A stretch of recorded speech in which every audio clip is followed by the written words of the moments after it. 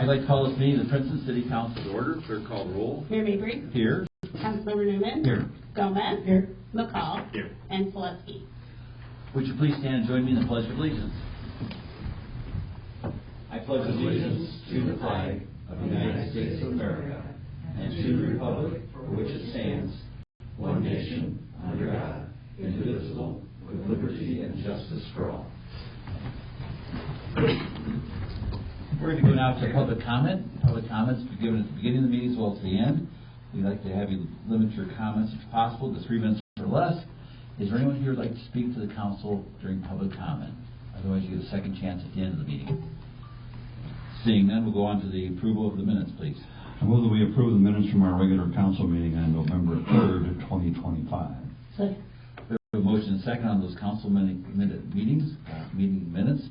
Sorry about that. Is there any questions or comments from the council concerning those? Seeing none, clerk, call the roll. Councilmember Newman. Abstain. Gomez. Aye. McCall. Aye. And Mayor Mabry. Aye. Thank you. Now we're going to go on to the invoices with City Clerk Janet Henning. In the Department of Accounts and Finances, we have $402,220.04. The Department of Streets and Public Improvements, $115,314.23.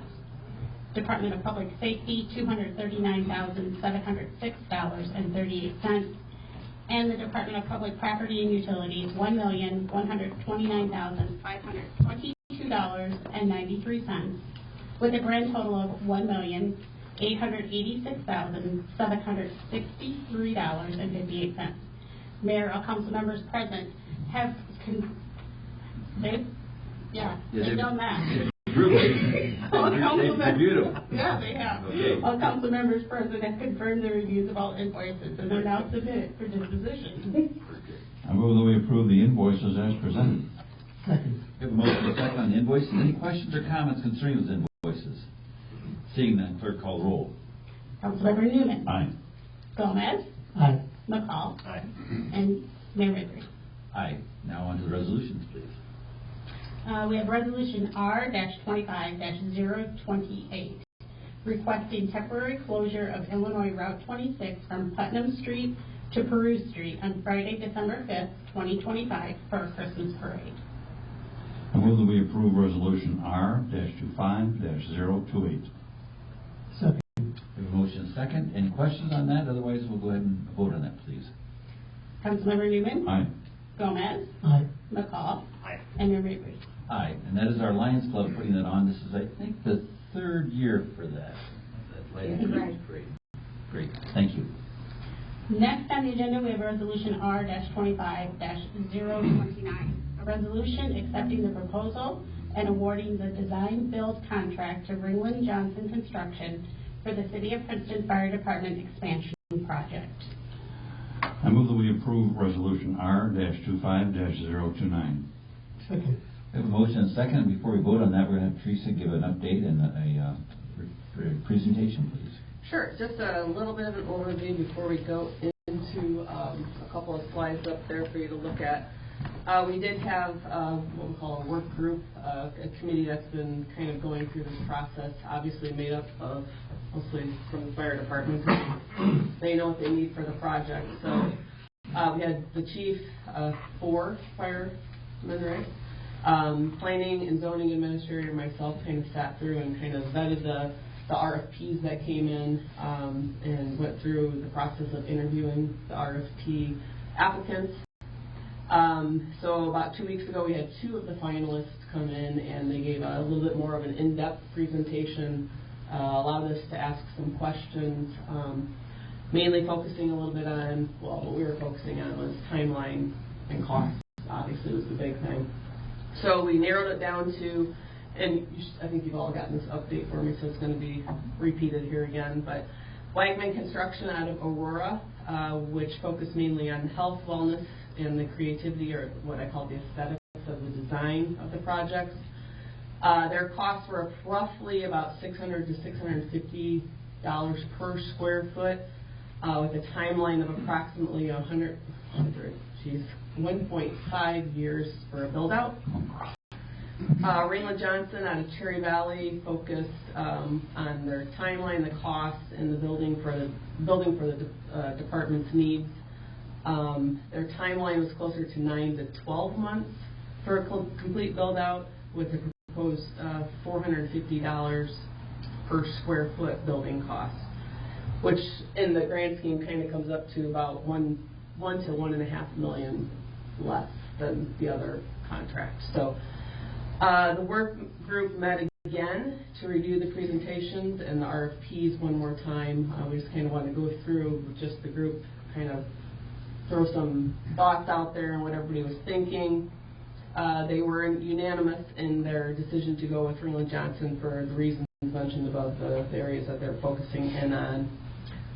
They have been notified. Ringland Johnson has been notified, as well as the other contractor, and they've already hit the ground running with, as you'll see, a couple things they've already rendered up. We have a meeting scheduled for Friday where they'll get into the actual design of the living quarters a little bit more in depth with them. It's very much hands-on with the group. So, and Ringland they've already drafted what we'll call the design-build agreement for the contract. So I'll have Scott pull up. You have these in your packet as well, but it might be a little bit easier to see up here. Why don't you pull up the addition first?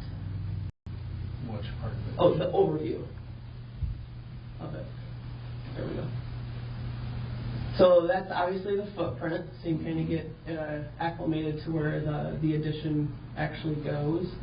In regards to the front of the existing city hall, so it's not sticking way out to the sidewalk. It kind of stays within that area, which then sort of, it does limit the amount of space that they do have for a footprint there. But as you'll see on the next slide, I believe, how much you can kind of fit into the space is pretty impressive. If it's designed right and the flow is right, it'll be much more workable space for the department. Scott, do you want to? I'm sorry. Go ahead. What do you mean by it limits the space of the footprint? The space of the ground space that we have. Gotcha. Okay. You're a little bit. What you're taking up, basically. Yeah. So Scott, do you want to talk a little bit about the design flow here and why on some of these and what you might take out? Yeah. First and foremost, I think we've talked about it quite a bit, but it's more having ready access to the apparatus to respond on call. So you see these would be the sleeping rooms right out in the ambulance bay, living room, kitchen right out in the ambulance bay. We're kind of looking at this to change a little bit, wouldn't be crazy, just to give more living room space. Down here, we actually really encourage our guys to work out and having temperature controlled workout. We're concentrating on getting it in a temperature controlled environment. We might take part of, I forget I can't touch it, pulling a Teresa. We'll probably take out some of the storage. We're not so worried about that because all our storage right now is right here and it holds everything currently, so it's right outside. And then one of the big aspects, something that we hear from people trying to find the chief or the deputy chief or even find a way into the fire department is getting an entryway and a way to find us. When you bring people to our, usually you go out front and meet them to bring them in. So this would be your access directly onto the fire floor. Like right here is where the workout equipment is. You drop in right behind the ladder truck right now. So the two doors on the right, Scott, Yep. go out to the apparatus. This goes out to where the ambulances sit, Okay. and this would come roughly right behind the ladder truck. Are those like 36-inch doors? Are they double doors or? I think they're 3-foot doors. He thinks they're 3-foot doors. Okay. And that's generally the bay that you guys are accessing the most, is your ambulance right there. So Yeah, 90% of the time. Yeah. So you can see down there at the bottom to the left is obviously the entrance door, which you'll see on the next couple of pictures. Mm-hmm. And then in the middle, Scott, you have the memorial wall, which would get moved over to the center, right? Yep. You'll see little tree diagrams there. Yeah. So then, There's some better views of this later. Yeah, the entrance makes sense. It really does. That's clearly how to get in and see the fire chief. It's always fun to see people's reactions. Take it to our office. So. There's just another. So one thing they'll be able to do once they get it a little bit more finalized is they'll be able to put the VR goggles on and be able to walk through the space and even act like they're responding to a call and make sure that they're able to get from one room to the next or out to the bay without running into something that's not supposed to be there. So it's just a really good hands-on. Just make sure that's the part of design build that really pays off in the end is you miss those mistakes. You catch them at the beginning. So that's why I mentioned the doors. You know, if there's 3 or 4 people heading out, you know, yeah. Is a 36-inch door enough, or should it be double doors or something so everyone can get out at the same time? Is there another slide after that one, Brad, or does that go to the next? Let's show them the exterior. These? The 2 options for the exterior. So this is a rendering of what one entrance may look like. You want to go to the next one?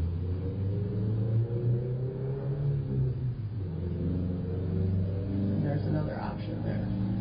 Oh, way on the far left. So just trying to figure out a way for that entrance door to stand out, so they know to go there.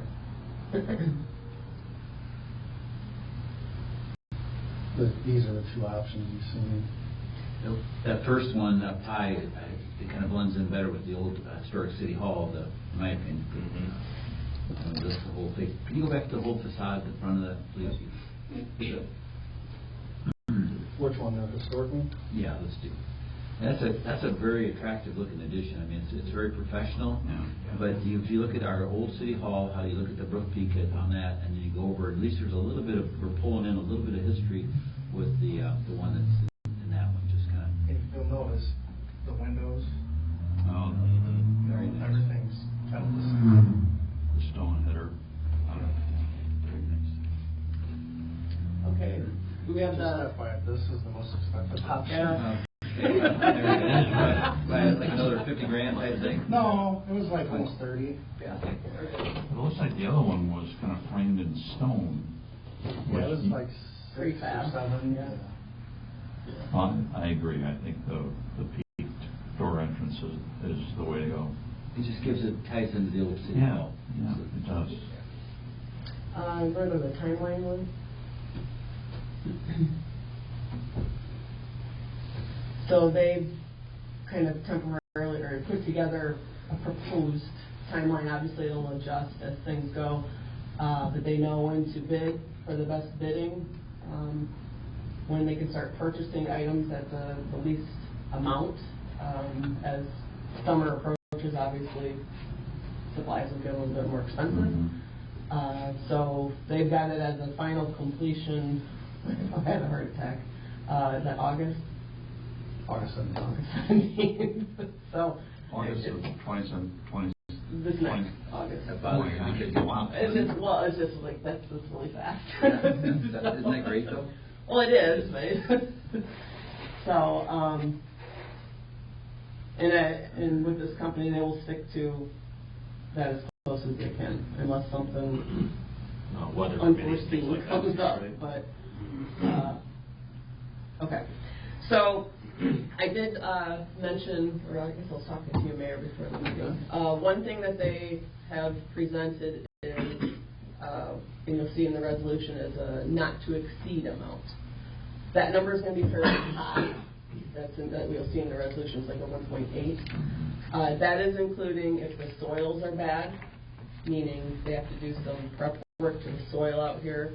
It's all worst case scenario if they did that. If we pick the most expensive entrance, if there's anything that's unforeseen, that's including adding some in-floor heat, some of those types of options. Now, if we add some stuff, we can take some stuff out. We can try to, we can work with that. So that's the not to exceed. That's just so we have a number to put in here. Now, what they'll do is as we get this going and they redesign, kind of hash this out, a little bit closer to detail is they'll come up with a guaranteed max price.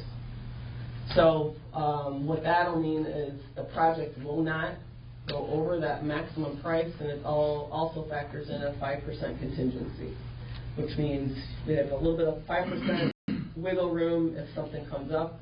And that's usually if we add something. That's what would come out of contingency. Not if they mess something up. It's if we add something. So if we don't spend that 5%, we get that back of that total price. So is furnishings and equipment that is going to be in this addition part of the package, or that's all? No, do we have an idea what that might look like? Use our old stuff. Oh, wonderful. Okay, that's a way to start. There shouldn't be, typically out of the foreign fire tax that the guys get, that's what they buy their stuff on. Yeah. And that would be up to them to furnish it. The stuff that you don't necessarily see that's already should be included in the price is like low voltage stuff, like how you wake people up in the middle of the night, how the alarms come through, stuff like that. There is, I guess I can't say that. It should be included commercial fridge, range and hood. Yeah, range and hood. But as far as, beds, they're all down there. Okay. All right, good. Yeah, like all our desks and stuff, they're going for it to be new. I think a project of this magnitude, you don't want to worry about a $30,000 entrance. If that's what it takes, that's what it takes. You're spending 1.8. I mean, come on. well, no, it's not going to be. Well, worst case scenario. Plus that Taj Mahal. So anything else that you can think of, Scott or Brian? Even you guys put a lot of time into this, so. Or anything you want them to know? Okay. I got a quick question then, Chief. Let's go back to the floor plan. I know we're not here to micromanage your floor plans. This is your turf, but I see you got your 7 bunk rooms. Is that right? Correct. And then the one you have to go through one to get to the other. Nope, it's one together. One was a double one. This is a double room. Okay, got it. And then you've got females now, and of course they'll have their own privacy, just like they have now, right? I mean, so. Correct. Okay. We wouldn't put. No, I We wouldn't put Allie in this room. Sure. No, just like now. Right. Okay. And then go, instead of just one shower, one bath, you'd have 2. So literally, again, this is the life of a firefighter. When you're, like tonight, for example, the room that is down in the lower right corner is where they're going to spend their time. That's their kitchen, that's the chairs, that's the TV set, that's where they hang out. If they want to go into their bunk room to have a little private time, they go in there. Very good. And Brian come up with some ideas this is going to look a little different if this goes through and we meet with them Friday, just because we think it can flow a little bit better for skier and give them a little bit more room. So. Okay, anything else, Teresa, on this? You good? The only thing I have, if you have a question on the sources for the funds, I give you a little bit of a sheet there as an overview. Obviously, this will come out better in the budget, next budget. But I just want to give you a little sense of where we're at with what I'll call as sources for some of these expenditures to come through. The first one I wanted to point out is we usually average an annual capital expense. You remember that list of justifications, that is usually 2 pages worth of justifications. That will likely be a lot less this year, or this next year, because one, and I think I've already talked with Scott about this, we're getting a lot of our equipment, our vehicles, those high-ticket items caught up. So this kind of gives us a little bit of a breather room area for this coming year. So what I'm hoping to do is maybe take half of this project cost out of the general, just our normal budget, and if we need to look at half from somewhere else, which is we've got opioids, which may be up to about $200,000 by close of fiscal year 27. We have a general CD out right now for $1.4 million, another general CD for $2.18 million, and then we have what we call a sweep account, which is an account that we don't touch. It's just kind of there for if we have a project that comes up. It's for $1.5 million, which is likely where we probably pull the funds from. Then we can replenish it as the years go on. Just down there at the bottom, this is where I would call the replenishing opportunities. Our debt retires. We have a library bond that retires this year. And that's actually, it's factored into our levy. It's not really a huge, it's not a cost on us. It's in the library's portion of the levy. The GO bond in fiscal year 27 of 118 per year, another one for 114 per year, and then another one the following year for 145. Without those payments, we could start putting those payments back in to replenish the funds for that. So no debt. You could do this project without debt.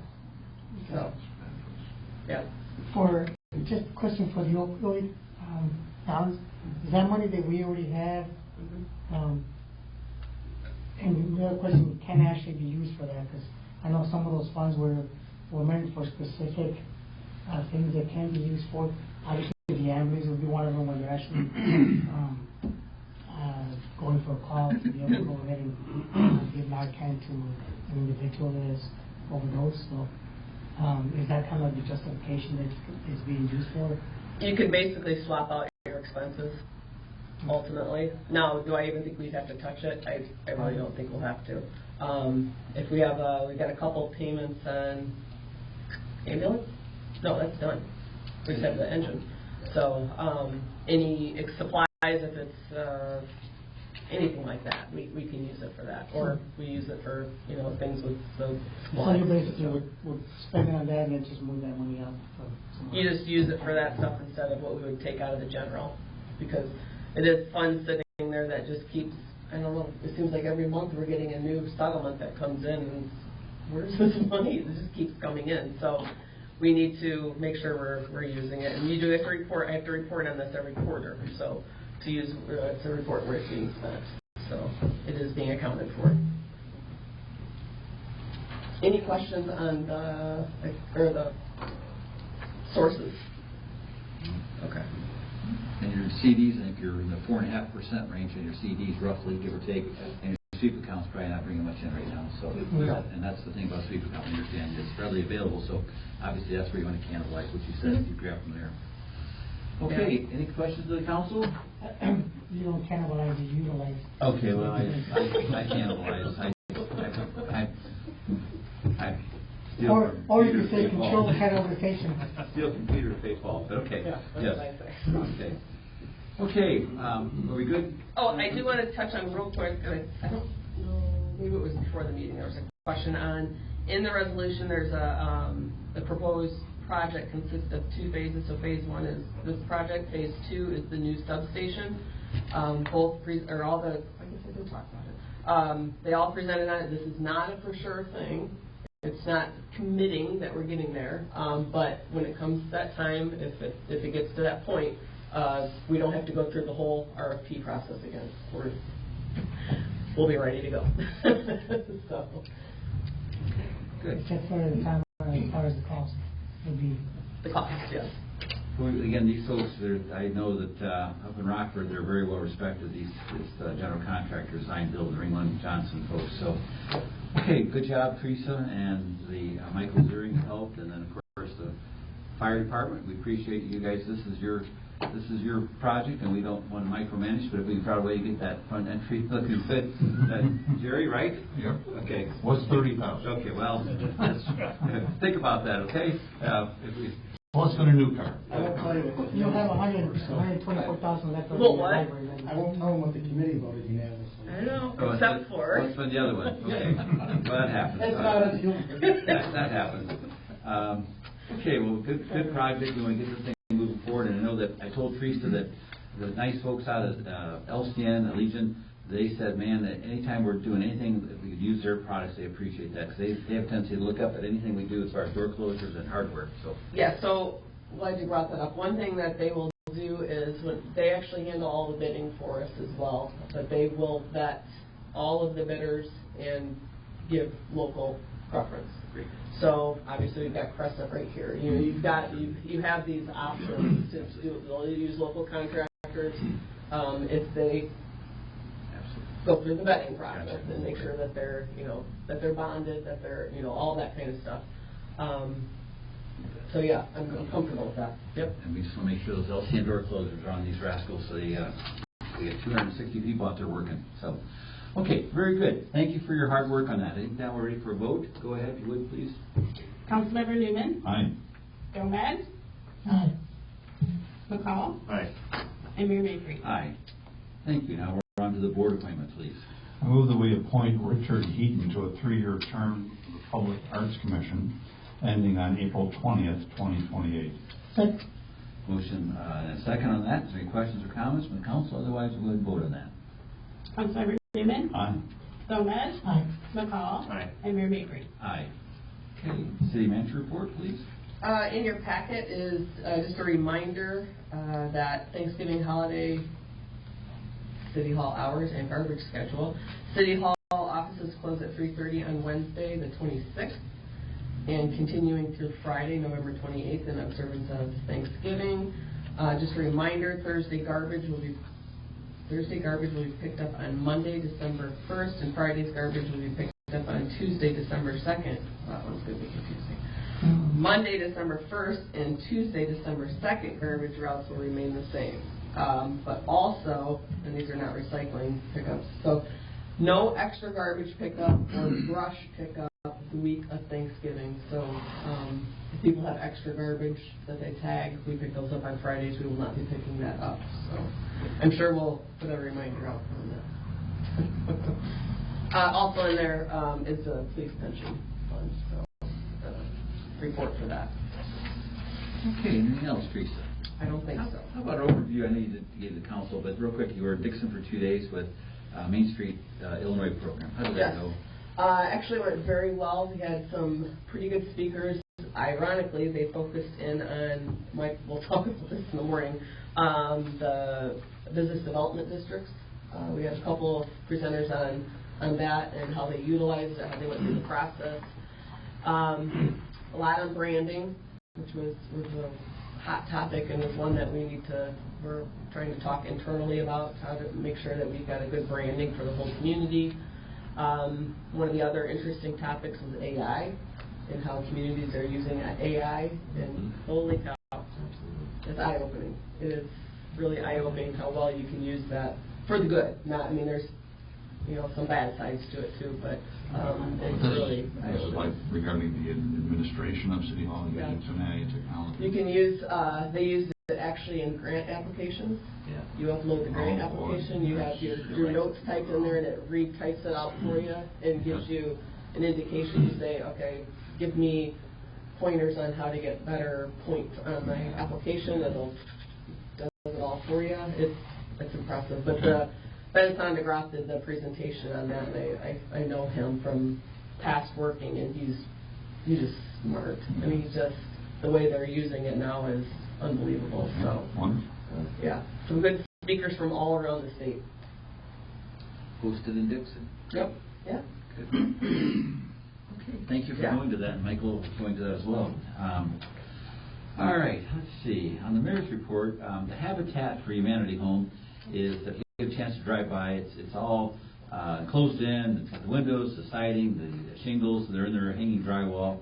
There's a lot of volunteers that come on Saturdays. Typically, they have reserved 2 Saturdays helping them move some earth. They had some backfilling to do and help put the yard in, so to speak. And Dustin Seidel from Princeton, he's the lead carpenter on it. And again, it's just fun to watch this. And there's a young couple. They got 4 kids, and they're excited about moving into that house. So.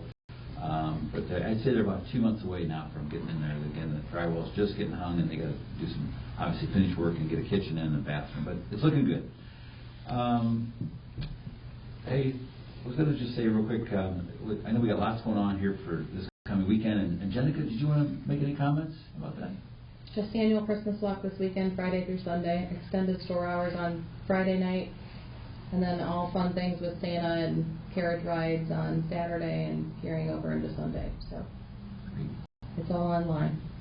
Very good. Thanks, Jenica. Yep. Appreciate that. All right, and I think on the mayor's report, we're all thankful. Hard to believe the next council meeting is going to be in December. We have 2 council meetings before we wrap up the year. Yikes. We'll go ahead now, we'll go to old business. We got e-bikes and electric scooters. Don Seletsky couldn't be here tonight. He's on family vacation, it's already planned, but I'm sure we're going to get some reports from somebody on that. We have a couple of other ordinances from other communities, so once Don gets back, we'll discuss, go through those, but also have Tom look at them as well. I was hoping we'd get a few more, but we'll see. Sure. We'll see. Again, those are resources from other communities our size or similar to our size. It's good. Okay, thank you very much. If there's no other old business, we'll go to new business. Is there any new business for the council this evening? Is there any additional public comment before we close the meeting for the evening? Seeing none, we'll go ahead. Terry, if you would, please. I move that we adjourn our regular council meeting this evening and reconvene for our next council meeting on Monday, December 1st, 2025, 6 o'clock, City Hall. Second. Motion and second. Clerk call roll. Councilmember Newman. Aye. Gomez. Aye. McCall. Aye. And Mayor Mabry. Aye. This meeting is adjourned. Thank you. If you want to stick around and talk to your council members, that'd be great. Thank you. You'd like to?